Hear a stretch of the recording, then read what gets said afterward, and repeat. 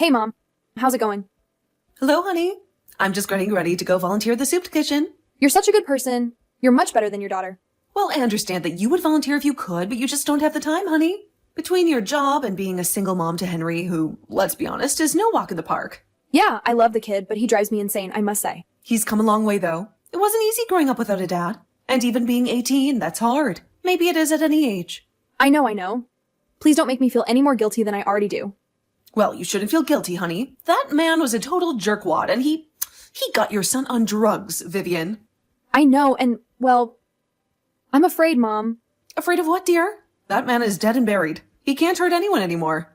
Well, no, it's not that. I'm just afraid that maybe Henry is back on drugs. What? But why do you suspect that? What evidence do you have? I don't know, it's just he's been going out a lot, getting a lot of texts, coming home with cash. So you mean... Is he been doing drugs or... selling drugs? What do you mean? So does he, get a text and then immediately leave and then come home with cash? Well, yeah, that's exactly what he does. Well, honey, that sounds to me more like selling drugs than buying them. If he was buying them, I would think that he would come home with drugs, not money. Wow, Mom, that never even occurred to me for some reason. How do you know so much about this stuff? I guess I picked it up from my friends down at the soup kitchen. Or, logic, dear. Well, excuse me, I'm just a little bit flustered by all of this. I don't know what's worse, him being on drugs or him selling them. Either way, I have no idea what to do. Have you ever considered just asking him? My boy's 18 now. He's a man. I have to respect his privacy. Even if you suspect he's selling drugs, though? But I don't know if he's selling drugs. But you suspected, though, right? That's what you said. And all of that behavior does sound a little suspicious. I don't know. I'd need more proof. I can't just go accusing him of things. He may get defensive no matter what it is. I know him. Believe me, it could end up pushing him away. Well, we can't afford that happening again. But what if he is selling drugs? Mom, what should I do? We can't go back down that road after all of the progress that we've made. I know, dear. I would hate to see that, especially after all of the therapy that I paid for. I suppose if you want to be one of those 21st century coddling parents, you can do what I know you're going to do and say nothing. Well, let's just give it some time. Wait for a little more evidence. Like you said, he's come a long way. A really long way. So doesn't he deserve us giving him the benefit of the doubt? Well, if that's the way your generation handles it, go ahead. Oh, Mom. What? I'm just saying. Just saying what? I'm just saying that maybe what the boy needs is a little bit of tough love. Maybe that's what he's always needed. Mom, please. Let's not get into this again. Well, doesn't that counselor offer anything?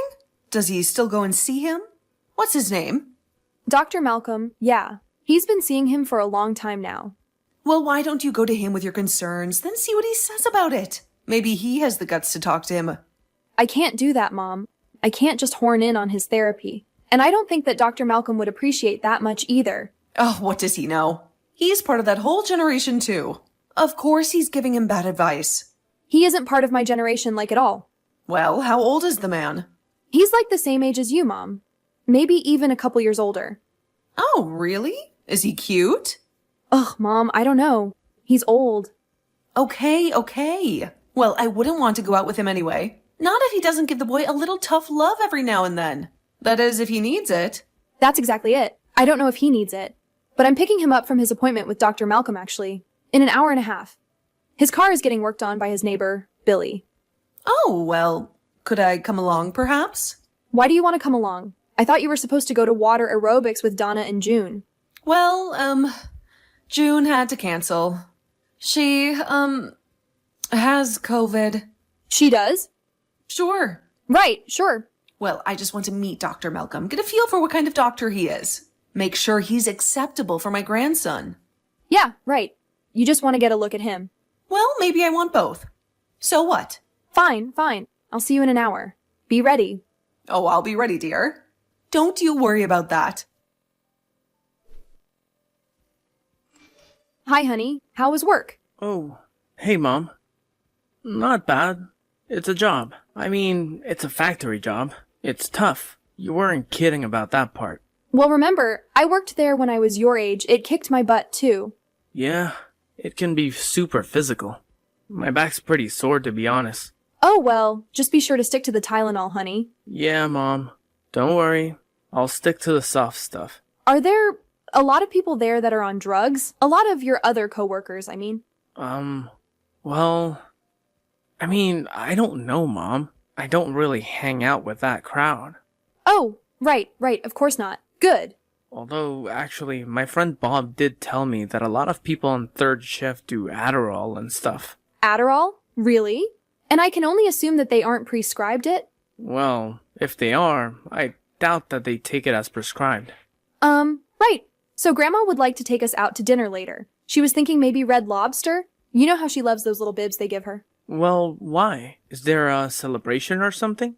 No celebration. Well, I actually have a little Rockstars Club meeting tonight. Oh, right. You know, it is so cool that you're involved with that organization.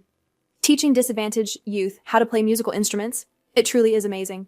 Well, thanks. I mean, we try our best, but it's hard. The fundraisers don't bring in what they used to. People just don't want to give like they did. So we're trying to get creative, like you said. Like I said, what did I say? You know, just think outside the box when it comes to fundraising. Oh, well, I'm glad that you listened to something I said, dear. I'm sorry, what was that? I wasn't listening. Haha, so funny, dear. Well, I'm sorry that you can't come to dinner tonight. Your grandma is going to be so disappointed. I think she'll understand. She's a big fan of this organization, you know? Yes, I know she is. It's just that, well, it seems like she never gets to see you anymore. You're so busy at night and all. Yeah, well, I know. And I feel really bad about that too. I think you passed the guilt gene on to me. I'm sorry about that, dear. But blame your grandmother for that one. But I can't help it. I have a lot going on, and now that I have my stuff together, finally, I feel like there's no time to waste. Like I'm making up for so much of it that I wasted, you know? I know the feeling, dear. I really do. Just, be careful. Okay. Mom, I'm freaking out over here. Oh, Vivian, what time is it? It's midnight. And Henry just got home. From the Little Rock Stars Club? But why so late? What did he say? He said that they went to some concert. But how could that be? How could a bunch of 12 and 13-year-olds be allowed to be out late at a concert on a school night? Well, it's summer, dear. Oh, right. Well, even still, that's just too late. Well, maybe they get permission slips or something. Don't jump to conclusions. Aren't you the one who said we should give him the benefit of the doubt? I think you said that, not me. Well, who cares? It's true. And what do you think he was doing if you think he was lying? Well, I don't know, Mom, but I'm sure that it is something to do with the envelope of money he came home with. What envelope of money? He had a big envelope of money. And I mean, like a huge stack of money. Well, did you ask him what it was for? Did you ask him where it came from? Well, no. I don't understand why you have this mental block against asking your son what he's up to. I told you, he'll just get defensive and push me away. I've seen this time and time again with him, Mom. You don't understand. You don't live with him. Well, then maybe it's time to talk to Dr. McDreamy. Oh, please, Mom. Would you stop calling him that? I can't help it. The man is simply a silver fox. So what is it with you and him, seriously? What do you mean? I mean that every time I go to pick him up, you ask if you can come. Well, is it some big mystery? I found Dr. Malcolm to be a very attractive man is all. Yeah, but is that all? I mean, you don't like him? What do you mean like him? You know, like feelings. Feelings? Me? For him? Oh, please, darling, you know I don't get feelings for men anymore. I'm strictly interested in being wined and dined these days. Well, I don't know about that. I'm picking up on a vibe. A vibe? What vibe? Oh, please. There's no vibe. A vibe between you two. I think there's something going on there. Nothing is going on, Vivian. And do you think it's appropriate to be getting involved with your grandson's counselor? I am not getting involved with him. We simply chat for a couple of minutes outside after the sessions are over. Yeah, well, I'm not waiting on you this time. Because last time, that was 10 minutes, not a couple. Well, fine. Would you rather me just ask the man for his phone number then? We have his phone number. His personal phone number? I mean, what you knew I meant. Hey, go ahead, Mom. It's your life, but it's also your grandson, so think about him too. Oh, all right. Jeez, just take it easy, okay?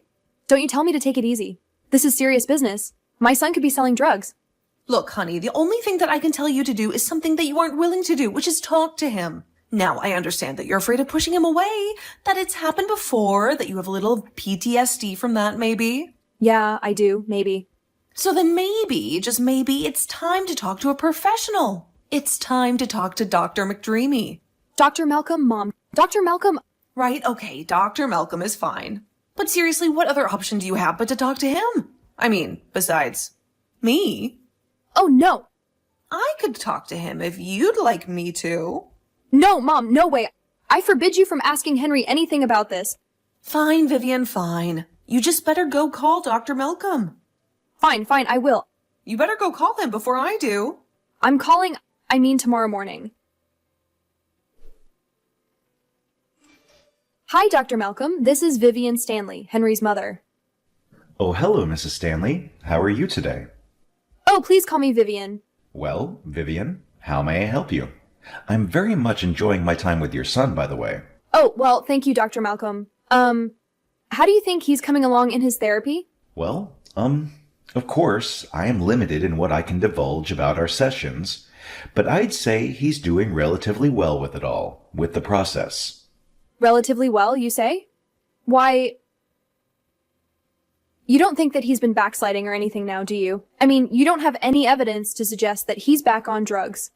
Or selling drugs or anything like that now, right? No, Vivian. I don't have any evidence to believe any of that, no. But would you even tell me if you did? I mean, could you even tell me? Wouldn't that go against your doctor-client confidentiality or something? Well, yes, I suppose it would. So you couldn't even tell his mother then? You couldn't tell his own mother if he was on drugs or selling them, God forbid. If he was a danger to himself or to someone else, I would have to consider those circumstances.